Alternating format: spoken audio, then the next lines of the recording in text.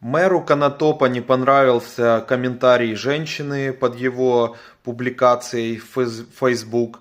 Он зашел на ее страничку, нашел ее мужа и позвонил стукануть в ТЦК на мужа этой женщины. Там такой-сякой, пересякой. Думаю, зайду вже ж на її сторінку, на її профіль. Вона, виявляється, є тривалим моїм підписником теж. І профіль в неї не закритий був. Я дивлюся прізвище її, я бачу її ім'я.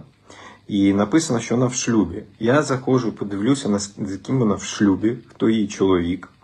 Дивлюся його ім'я, прізвище. Телефоную виключно тільки з цікавості. Телефоную в ТЦК, запитую, такі-то, приблизно стільки-то років.